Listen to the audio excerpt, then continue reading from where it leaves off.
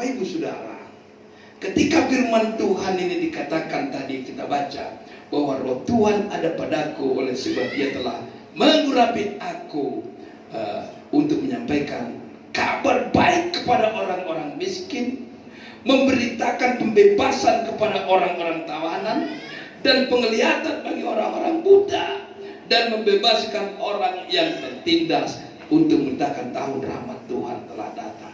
Ini luar biasa. Yesaya 700 tahun lalu menubuatkan ini, saudara, dari Yesaya 61. Dan ketika ayat ini dibaca oleh Tuhan Yesus, dan Dia berkata, ayat 21, lalu Ia mulai mengajar mereka, katanya, pada hari ini genaplah nas ini waktu kamu mendengarnya. Tuhan Yesus menggenapi ayat ini, nubuatan yang 700 tahun sebelum Yesus lahir dan Dia menjadi besar. Bapak Ibu saudara-saudaraku, terlintaslah di pikiran kita, kalau saudaraku berbicara ini, saudara, apa yang kita pikirkan? Ketika firman Tuhan ini ada kabar baik bagi orang-orang miskin, orang-orang buta, orang-orang tertindas, orang-orang tertawan. Yang terlintas, saudara, dan tahun rahmat Tuhan telah datang. Untuk tahun 2004, apa yang terjadi dalam pikiran kita? Tentunya kita akan berkata, puji Tuhan, kalau demikian tahun ini kiranya keluargaku baik-baik saja, anak-anak baik-baik saja, pendidikan baik, usaha kita baik, bisnis kita baik, pelayanan kita baik, karena tahun rahmat Tuhan telah datang. Dan Bapak Ibu kekasih Tuhan, dan itu benar karena Filipi 4 ayat 8 juga berkata, semua yang benar, semua yang mulia, semua yang adil, semua yang manis, semua yang sedap didengar, semua kebajikan, pikirkanlah semuanya itu. Ya, memang kita harus berpikir yang baik, jangan berpikir yang tidak baik. Sering kita berpikir, saudaraku, hal-hal yang buruk, hal-hal yang jelek, kita ragu, kita khawatir, saudaraku, kita bimbang. Padahal firman Tuhan berkata tadi, Filipi 4:8, semua yang manis, yang sedap dengar, yang adil, itu yang kita pikirkan. Karena tahun rahmat Tuhan telah datang. Amin. Nah, kekasih Tuhan, saudaraku, jadi kalau kita mikirkan yang indah, kita yang mulia, kita yang manis, kita yang, saudaraku, patut dipuji. Firman Tuhan berkata, saudara, di dalam Mazmur 34 ayat 5, kalau kita terus pandangkan arahan mata kita kepada Tuhan, maka wajah kita akan berseri-seri, kata firman-Nya. Makanya kita nyanyi kanan kiri selalu kan, kulihat di wajahmu kemuliaan raja. Ya, artinya wajah-wajah penuh pengharapan. Adik-adik muda, ya, punya pengharapan di dalam Yesus. Amin. Kita juga sebagai keluarga, kita kulihat di wajahmu kemuliaan raja. Sesuai kemuliaan raja ada pengharapan dalam Yesus. Makanya Tuhan Yesus berkata, tahun rahmat Tuhan telah datang. Kekasih-kekasih Tuhan, kalau secara teks, ya, secara teks atau literal yang kita baca ini begini. Secara teks, ada kabar baik bagi orang-orang miskin. Wah, ini izin ya, saya mungkin lewat, saudara-saudara juga mungkin lewat ini. Kenapa? Karena kalau di sensus kita tidak masuk golongan itu. Karena kalau kita baca golongan yang itu saudaraku, orang yang saudara tidak punya tempat tinggal, gitu ya, yang makan harus 3 kali, dia hanya 1 hari 1 kali, kan gitu yang masuk golongan itu. Nah, tapi saudara, apa yang mau Tuhan katakan? Ada kabar baik bagi orang-orang miskin. Sekali waktu, saudara, saya beli gas, bawa gas ke 3 kilo. Masih ada di sini 3 kilo ya, Jawa Barat. Saya bawa gas. Ya, saya sudah pensiun dari pekerjaan saya. Istri saya suruh beli, saya beli ke warung, saya bawa 2. Tetangga saya yang berjualan di depan keuangan bilang begini, Pak Sian, ya kita sih bawa gas itu enak, tapi nggak enak dengan tulisannya. Saya baca, apa tulisannya? Rupanya tulisan di gas itu apa? Iya kan? Saya baca, saya sangka untuk orang miskin. Wah, Pak De. Tapi apa? Kena dijual bebas oleh pemerintah. Ya, kecuali pemerintah melarang. Nah, itu bebas saya pikir. Ya, kalau dia melarang nggak boleh, kita orangnya nggak boleh.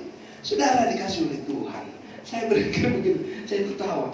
Oh, saudaraku, jadi saudara itu sedikit tadi bahwa ada kabar baik bagi orang miskin. Secara literal saya katakan, secara teks, orang-orang miskin, orang-orang tertindas, orang-orang tertawa, orang-orang buta yang tidak masuk. Maaf, di sini tidak ada yang buta tentunya. Kita semua bisa melihat kanan kiri, bukan? Kita melihat keindahan saudaraku, ciptaan Tuhan, kebaikan Tuhan. Saudara, kita tidak buta. Bapak Ibu saudaraku, tetapi saudaraku yang Tuhan masukkan arti secara rohani adalah saudara kuat rohani. Mungkin kita miskin dalam bersyukur, ya. Ada orang yang sudah diberkati berlipat-lipat ganda, tapi masih tidak bisa bersyukur. Kemiskinan rohani, kesulitan untuk menghadap Allah, menghampiri Tuhan yang tidak mungkin menjadi mungkin setelah kehadiran Kristus di tengah-tengah dunia ini. Lewat kematiannya, lewat darahnya, kita dikuduskan dan diampuni, menjadi orang-orang yang dibenarkan, ditebus oleh darah Yesus. Bapak Ibu kekasih Tuhan, saudara, tahun rahmat Tuhan telah datang. Tahun rahmat Tuhan telah datang.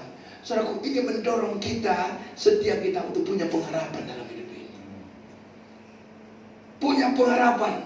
Semua kita punya pengharapan. Yang keluarga, yang berusaha, yang lagi pendidikan punya pengharapan. Olehnya gereja hanya mendorong untuk tetap berpegang kepada firman Tuhan. Sesulit apapun masalah kita, jangan lupakan Tuhan Yesus Kristus. Nah, ketika dia berkata pun rahmat Tuhan telah datang, ada dua yang kita berpikir. Yang pertama ada janji Tuhan.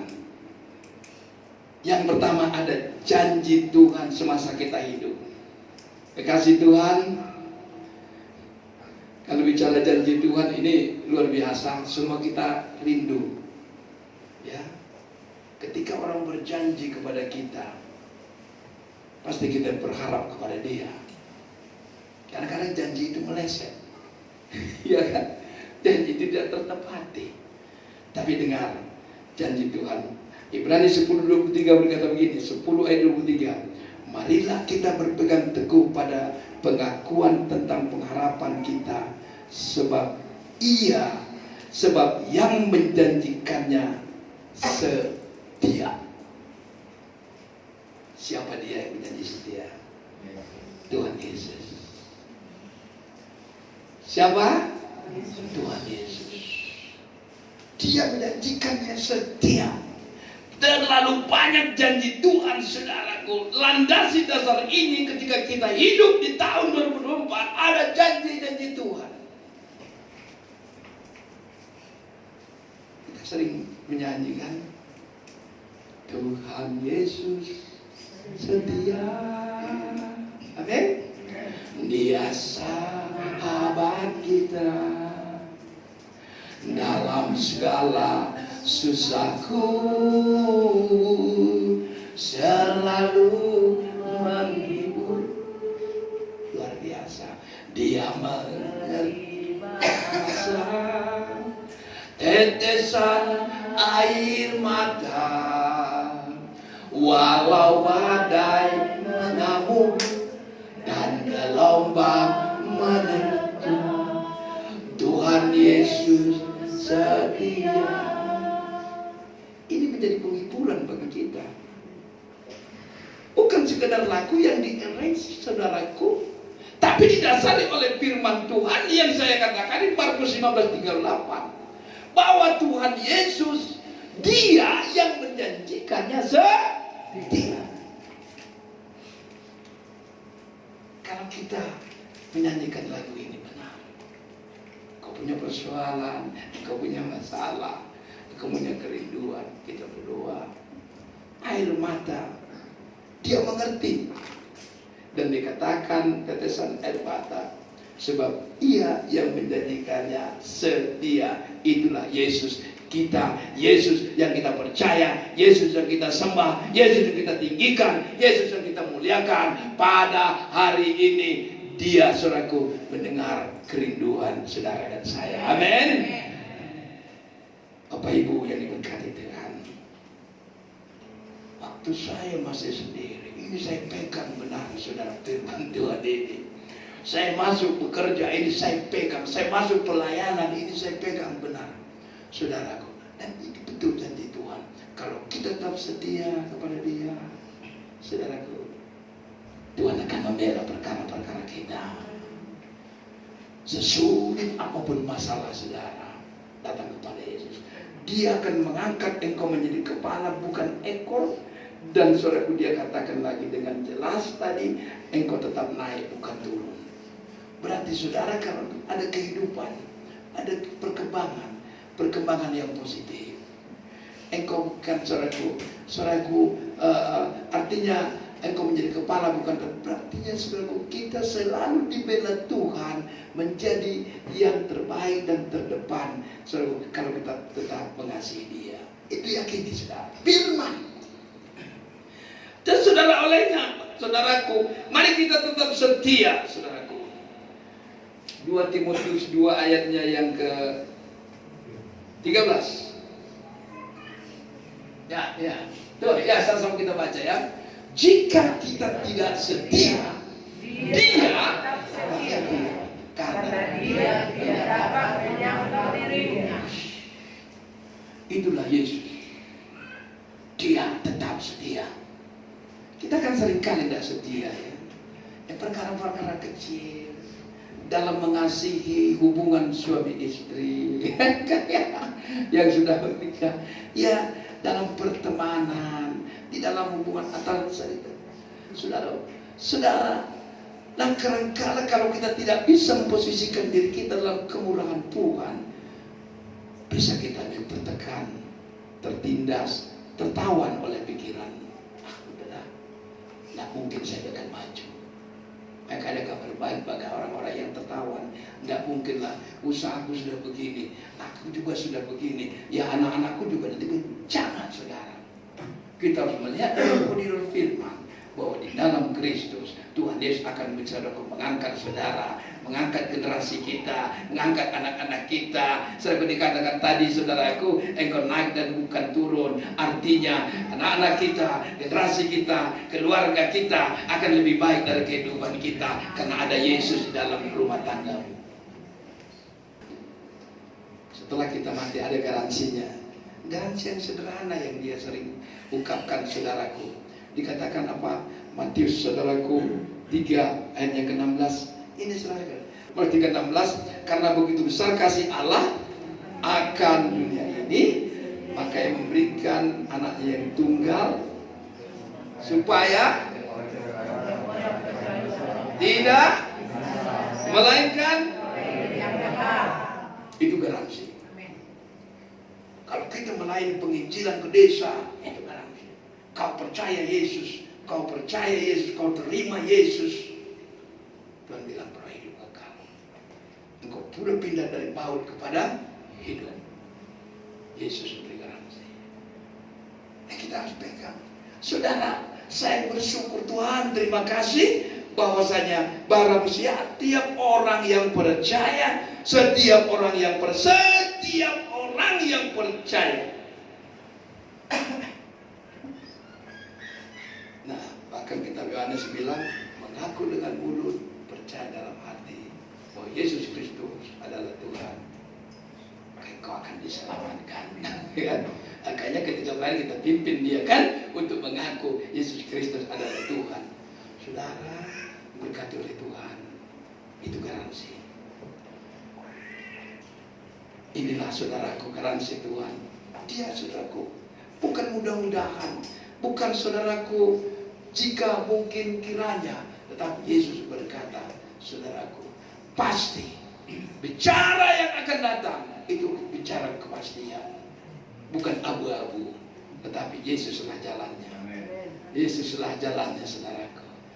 Mari saudara, Bapak Ibu sekalian, tahun 2024 janji firman Tuhan tadi, saudaraku, ada kabar bagi orang miskin, ada kabar baik bagi orang-orang buta. Kadang-kadang soal kerohanian kita melihat secara semani, tapi mata rohani kita tidak bisa tercelik melihat, saudaraku, hal-hal yang butuh perbuatan kita. Nah, itu dikatakan kabar baik, saudaraku. Dan kalau orang tertindas, kadang-kadang kita juga tertindas oleh sebab pemikiran kita, tertawan pikiran kita. Kita tidak merasakan semua tidak mungkin, tidak bisa. Tetapi Tuhan Yesus katakan ada kabar baik bagi orang yang tertindas dan orang yang tertawan, orang buta, orang-orang miskin. Saudara, itu yang Tuhan beritakan kabar good news. Sehingga kita punya pengharapan. Tahun 2024 bersama Tuhan aku cakap menemukan segala perkara. Tahun 2024 masalahku luar biasa, saudaraku. Masalahku mungkin luar biasa, tetapi bersama Yesus menjadi biasa-biasa. Karena Yesus turun bekerja dalam segala hal untuk mendatangkan kebaikan bagi orang yang mengasihi Dia. Bagian kita, mari kita mengasihi Tuhan dengan datang kepada Dia, dengan hidup dengan sungguh-sungguh bersama dengan Tuhan, dan kita akan melihat, wow, amazing, yang tidak mungkin menjadi mungkin, yang mustahil menjadi mungkin. Saudara percaya itu, yakini itu, karena memang Yesus adalah Tuhan yang ajaib. Kelahirannya dikatakan, Yesaya berkata bahwa namanya disebut orang penasehat. Itulah Yesus, saudara, bukan orang lain. Yesus penasehat ajaib, yang Dia selalu menanti saudara yang datang untuk hidup pribadi. Tuhan berkati.